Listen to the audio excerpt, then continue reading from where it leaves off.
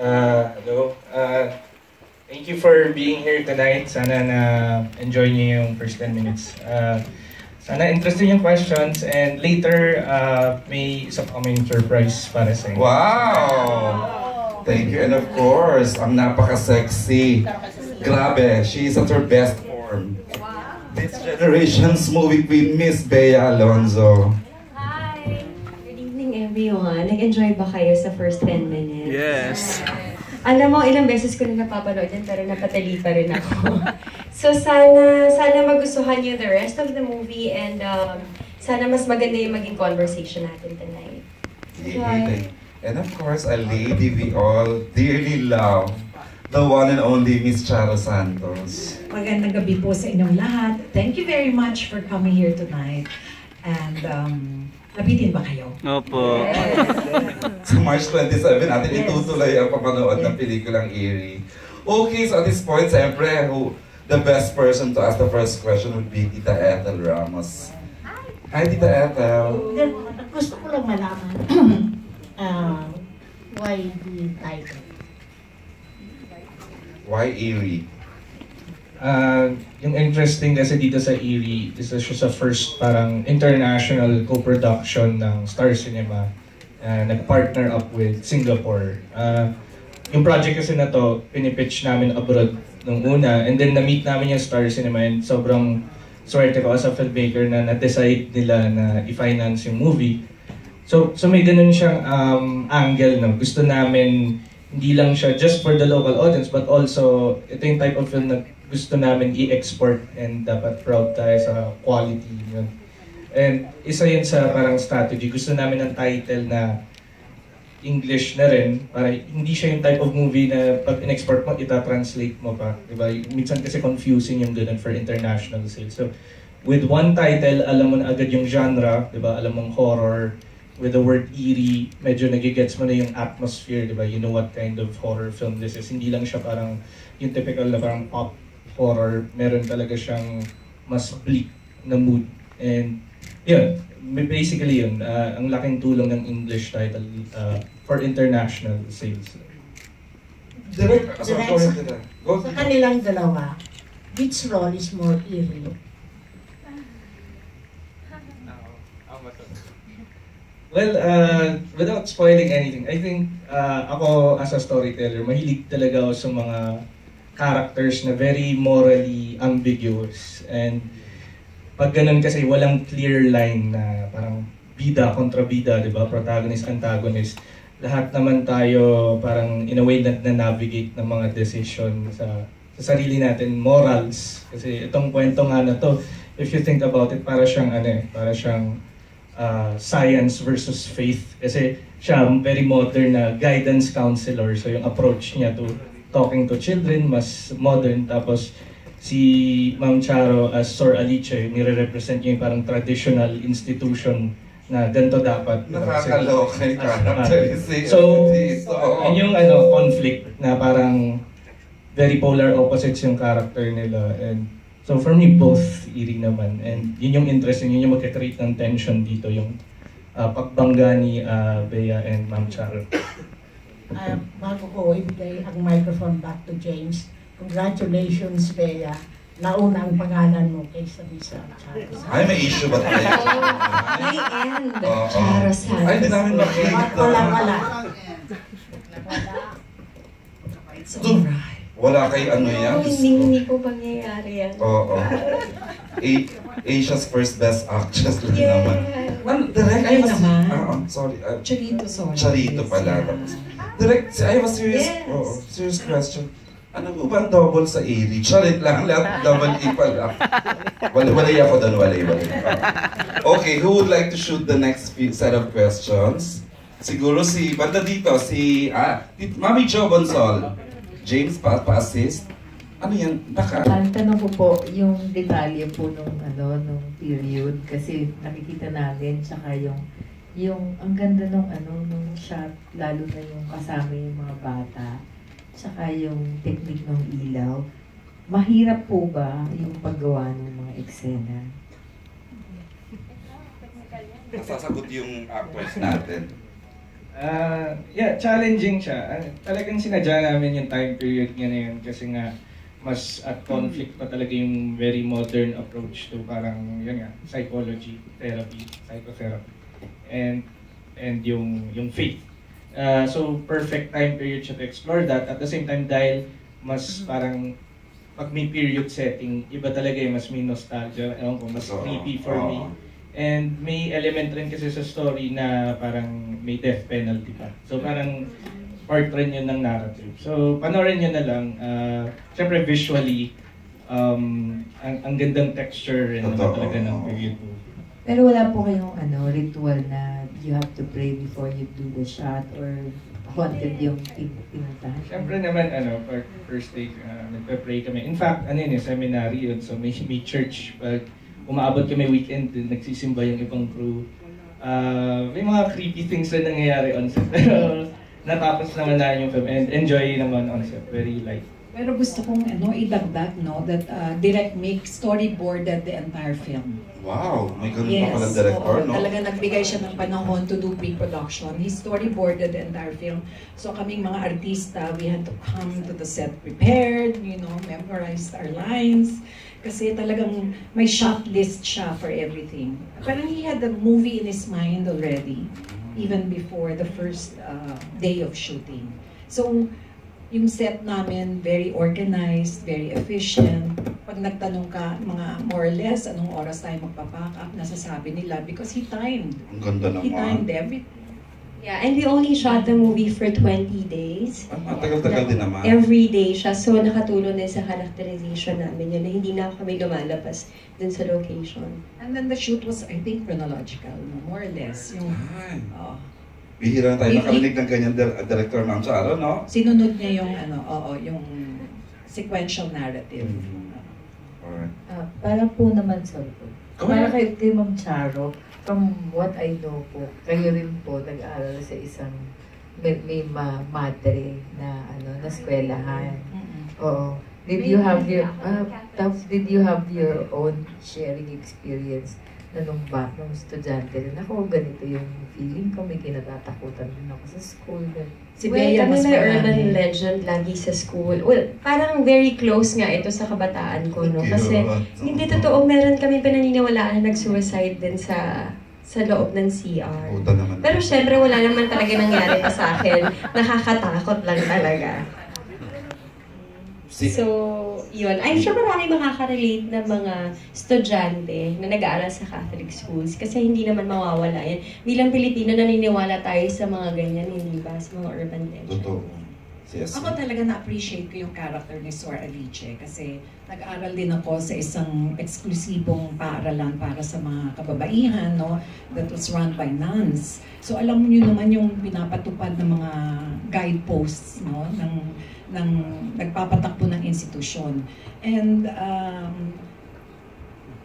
paano ba yan? Minsan, di ba yung mga bata, yung guilt, ang lakas ng parang yun ang nagmo-motivate ang behavior mo. Pag bata ka pa yung, kasi yung, may patakaran eh. Tapos pag hindi mo sinunod yung patakaran, may punishment, may corresponding punishment. And pag bata ka pa, hindi mo pa naiintindihan yung lawak ng mundo.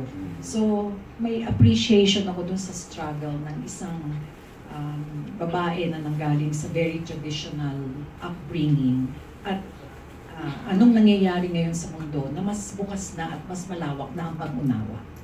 Yeah, may dagdag ko rin na kaya siguro isang bagay din kung bakit 90s era yung pinili namin is that because pre-social media era siya, no?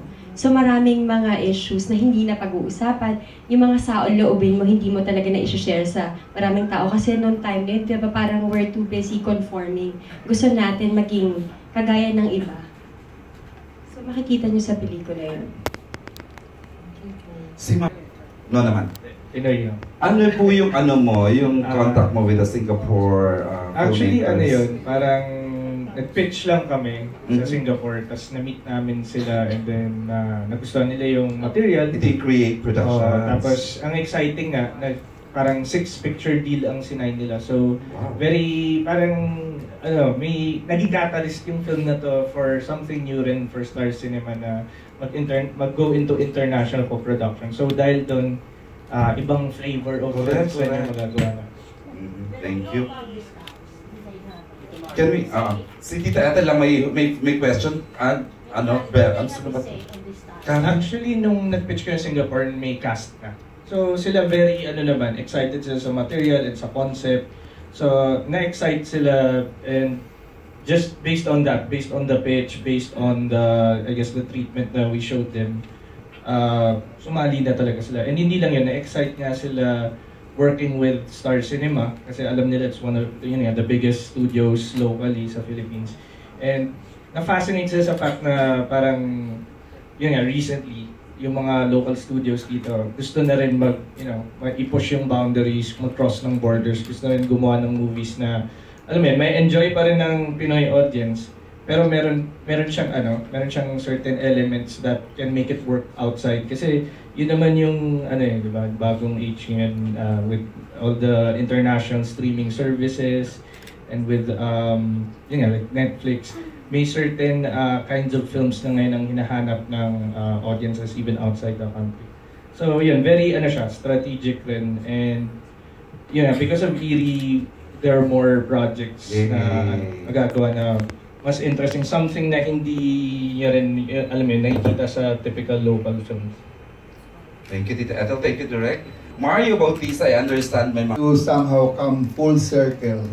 Diba? In 1976, you did your very first movie, also a horror movie, which won you an Asian Best Actress Award. It's directed by Mike. And now, 43 years later, oh my God, you have a movie directed by Mick. Yeah. And it's also a horror movie. I know. Mike and Mikhail. Yeah, diba? Somehow related, diba? Oo, totoo. And for a very first movie na nanalo ka kagad ng award is something really amazing, di ba? Maraming salamat. Hindi ko nga alam na kasama ang itim nun eh. Oo. Juror ka ba nun, Tito Mario? Hindi pa naman. Charot lang. 1976 was actually a year that is very important because ang daming magandang pelikulang pinalabas that year, remember? Oh, so... Sayang, I wasn't even born yet. I'm sure. Go ahead, sorry to interrupt you. So, now do you think, I don't know how balanced your roles are, but if it's a lead role, do you think you have another chance of winning an award for this movie? Definitely, she was so good in this movie. Ako talaga yung sumagot. Ikaw, anong gut feeling? What can I say? I just gave my best. Yeah, so alam mo naman, kanya-kanyang mata yan, kanya-kanyang perspektibo yan, di ba? Wala sa aming mga kamay. So why did it take so long for it to get off the ground, considering that it was made last year yet and ngayon lang maipapalabas? Well, actually, nag-premiere kami sa Singapore Film Festival. For a time kasi... When was that? Early December. Wow. Parang naisip lang namin na for a film like this, gusto namin siya i-world premiere outside the country. And it worked for us kasi dun nabuo yung sales deals namin.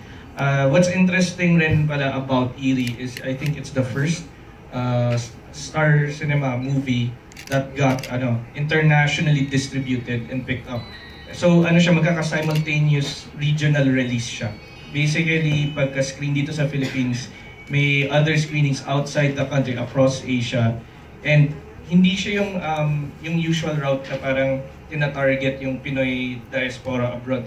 It was picked up by international distributors. So it-provide theatrical rin siya dun sa other countries na yun. So para siyang yung mga other Asian namely sa Thailand, Singapore, Malaysia, and Brunei. Nakasimul tayo. And then meron rin Myanmar, Thailand, Cambodia. Cambodia, medyo Vietnam. And may mga susunod pa, all the way from March to June. So parang tuloy-tuloy siya. Basically yun yung goal naman namin. We wanted a film na talagang wide yung release. And nangyari lahat yun, nag-culminate yun because of the Singapore premiere. Kasi when you show a film outside the country, for the first time, dahil parang world premiere yun, ang daming buyers, ang daming sales agents, nakikita nila, and yun, nare-realize na, may market rin pala for parang Pinoy horror movie. So we're excited, and sana this isn't the first of its kind, kasi tuloy-tuloy naman yung partnership with that company. And did you send it to other film festivals? Actually, marami na. There are some lined up all the way to June. Hindi pa pwede i-announce officially, pero iba-ibang countries rin. Meron like sa US, meron sa Europe. I-announce namin pag official. Pwede na i-press release yun. So I would just like to find out, what is the experience of Charo and Bea in working with each other? Ay, interesting. Dream come true po para sa akin, na makasama sa isang frame si Ma'am Charo. Honestly, noong umpisa kinakabahan ako, of course, hindi ko alam kung paano, ano ba dapat yung expectations ko. But,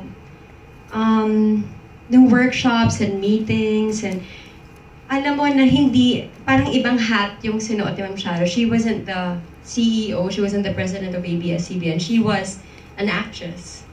And she was open to collaborating with you. So, ibang pakiramdam yung parang nag-share kayo ng art, kayong dalawa, no? So, hindi ko makakalimutan tong experience na to. And it's also my first time doing a horror movie, my first time working with Mikhail Red, and my first time to have joined the festival. So, isang milestone to para sa akin at hindi ko makakalimutan na kasama ko si Ma'am Charo sa pelikulang ito. Bea was only 13 years old when I met her.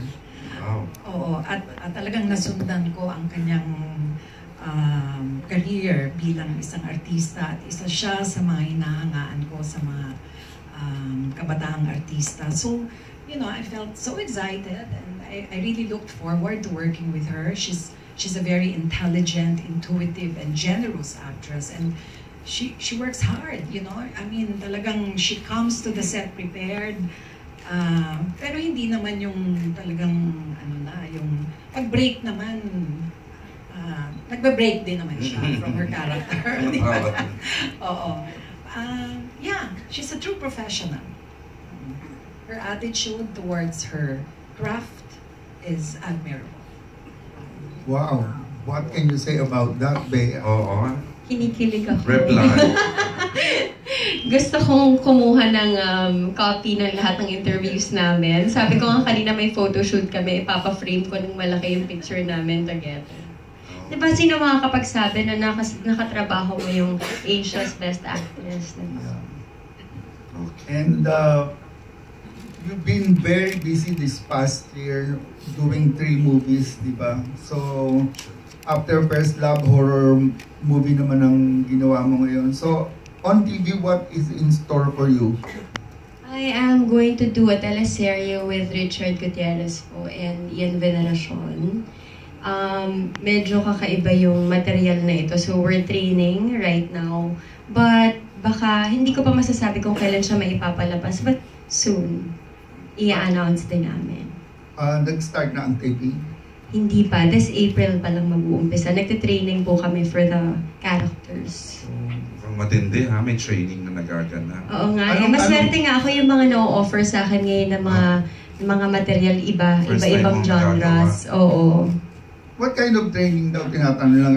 Action ba yan? Medyo physical. Hindi ko pa ma-announce po kung anong klase nito. Sayaw, physical eh. Charot. Let's get physical! So, kay... Aerobics po. Pumatol ka. Zumba. Zumba. Kay Mick, I'm just curious anong role ni na, kasi they're in the credits kanina eh, of Jake and Maxine. Ay, nakakilala ko kay Jake na alala ko. Si Jake, police investigator dito, parang detective yun. Tapos si Maxine, isa sa mga parang di pa initiated na nun, yung baguhan na nun, so iba yung novice lang. Novice. So yun, and then nandito rin yung isang actress ko from Bercha, si Mary Joy Apostol, isa sa students. So yun. Who was the girl who was the first victim? Isa siya sa Judith Delap, something like that. Yeah, isa siya sa mga other students. Kasi isang class sila. And I noticed the other girl in your Dead Kid, si Gabi, who is also in the cast. Yeah, si Taray, kilala din ito kayo. Close kami. Oh, why na? So si Rose daw ang tatanong.